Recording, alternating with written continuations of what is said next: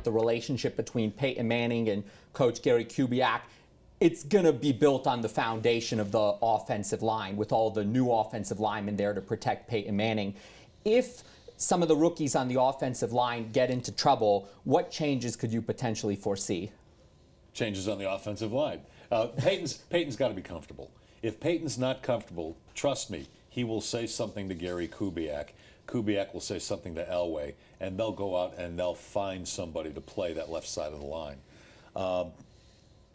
I'm really anxious to see this game Saturday night against Houston, because you're going against one of the best front sevens, certainly one of the best defensive lines in Houston with J.J. Watt and the rest of those guys.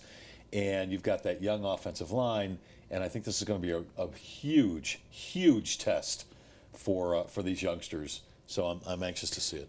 What troubles me about the offensive line are not the starters.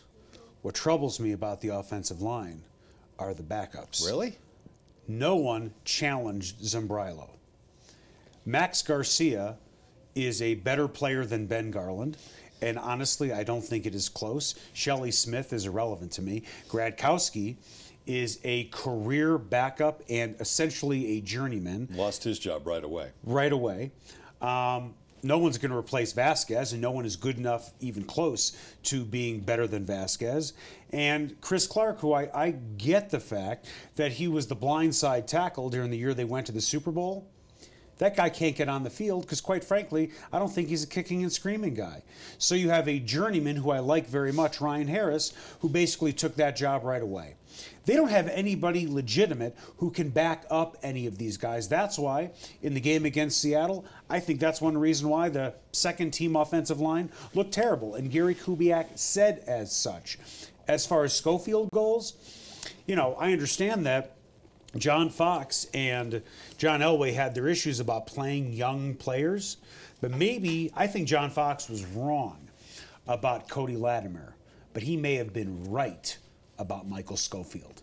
Schofield hasn't challenged anyone for a starting job. Yeah, there's a lot of speculation, Jonathan, that once teams start cutting players, the Broncos are going to be going over that waiver wire with a fine-tooth comb looking for offensive linemen. As starters? There are two cuts. Possibly. There are going to be some teams that cut veteran offensive linemen. If they're not happy with Sambrailo, if they're not happy with Garcia or Paradis, then you might see them pick somebody up, and that person might be in the starting lineup. When you go to buy a car, and that's what do you really want? You probably want a lot of cars to choose from. And you want the dealership's best price. Not some starting price or target price, the best price. And you want it immediately, not after hours of negotiating. And you want a salesperson who doesn't get paid more if you spend more. Because, well, you don't want to spend more. Well, you're in luck. John Elway wants all of those things too. Better yet, John Elway wants you to have all of those things too. Come see us or click on johnelwaychevrolet.com.